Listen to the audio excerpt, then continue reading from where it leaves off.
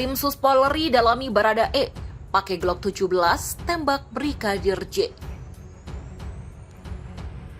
Konfirmasi pergantian maupun penonaktifan Kadif Propam Irjen Pol Verdi Sambo, ini kami masih menunggu informasinya dari Polri. Tapi memang pada saat penyelidikan ini masih berlangsung, kasus polisi tembak polisi, nama Irjen Pol Verdi Sambo kemudian disoroti. Apakah Kapolri akan melakukan penonaktifan terhadap Irjen Pol Verdi Sambo dari jabatannya selaku Kepala Divisi Propam Mabes Polri, atau ada pertimbangan yang lain?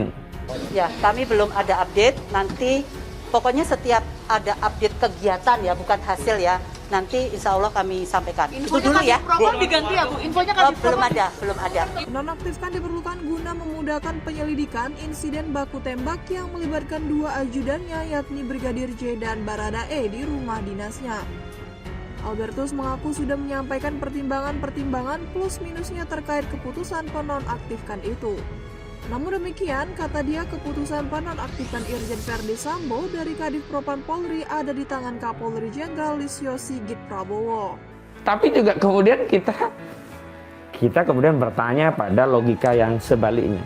Logika sebaliknya kemudian kita bertanya-tanya, kok kenapa ada usulan pencopotan? Karena itu kita juga bertanya-tanya kenapa ada usulan.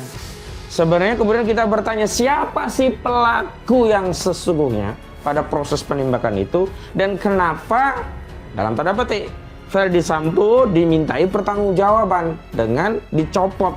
Nah, dari jawabannya kan usulannya menonaktifkan gitu kan berarti bagian dari pertanggungjawaban Verdi Sambo.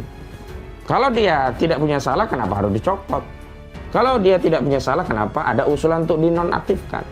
Kalau dia tidak punya salah, kenapa kemudian usulan itu deras masuk ke Menko Polhukam Mahfud MD, dan kemudian menurut pengakuan saudara Menko Polhukam Mahfud MD sudah diteruskan kepada Kapolri. Tapi justru karena itu profesionalitas harus didahulukan supaya sinyal-sinyal ini untuk sementara lenyap dulu lah. Kan itu akhirnya kita mengusut satu peristiwa pidana dengan variabel yang terlalu lebar. Jadi fokus dulu pada yang elementer. Nanti kalau memang ada kaitannya ya udah, gak ada soal kan. Tapi yang penting keadilan bagi Yosua dan perlindungan privasi bagi ibu perempuan ini, istri Pak Sambo ini. Jadi lagi-lagi kita tentu ingin dapat semacam satu gambaran panoramik tentang soal ini, karena ini memang menarik pada publik ingin setiap detik dia mau tahu apa yang terbaru di sini. Nah, dalam kuriositas itu muncul variabel-variabel lain. Jadi pers kadang-kala menyiram secara implisit bahwa ini ada hal yang lebih sensasional. Itu yang kemarin saya terangkan, jangan lakukan itu, sebab bukan fungsi pers untuk menghasilkan sensasi dari peristiwa ini. Justru fungsi pers adalah mendorong percepatan proses ini supaya hal-hal yang sensasional itu bisa dengan mudah kita ketahui apakah ini sensasi atau substansi itu.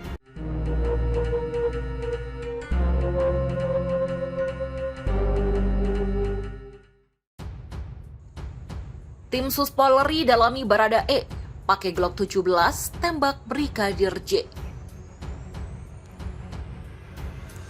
Pistol Glock 17 yang digunakan Baradae saat terlibat baku tembak hingga menewaskan Brigadir J di rumah dinas Kadif Propam Polri Irjen Verdi Sambo menyisakan tanda tanya. Tim khusus yang dibentuk Kapolri Jenderal Listio Sigit Prabowo mendalami Baradae bisa menggunakan pistol Glock 17. Itu bagian yang didalami tim. Sabar sih. Oke, kata Div Humas Polri Irjen Dedi Prasetyo ketika Detikcom pada Jumat.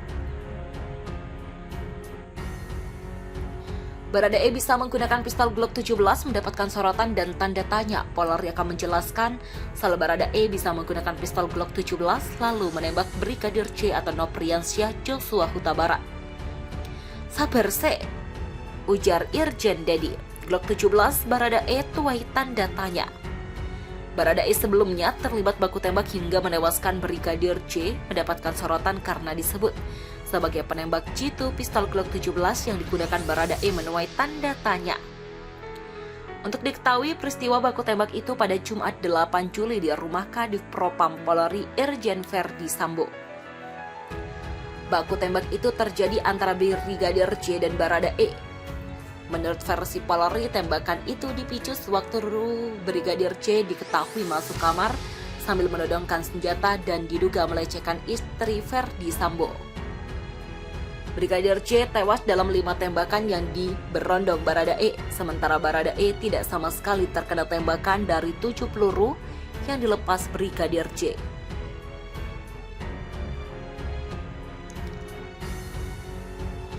Polisi menyebut saat peristiwa terjadi Barada E menggunakan pistol jenis Glock 17 sedangkan Brigadir J menggunakan pistol jenis HS9.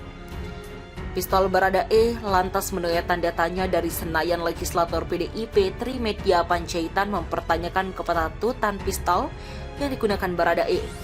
Kemudian tolong dilihat aturan Kapolri atau apa namanya, kebiasaan benar nggak sih Barada E dia menggunakan Glock? Pantas nggak dia pakai Glock? Benar nggak dia itu baru 4 tahun jadi polisi, kata Trimedia Panjaitan kepada wartawan pada Kamis. Anggota Komisi 2 DPR RI ini menilai janggal akan penggunaan senjata tersebut. Menurutnya pistol jenis ini bisa digunakan tingkat perwira. Trimedia meminta Polri memberikan penjelasan soal seperti itu. Yang menurut masyarakat bagian dari kejanggalan-kejanggalan itu yang harus dibikin terang. Nah, kalau itu bisa dibikin terang tim ini, masyarakat yakin penyelidikan pun tuntas, ujarnya.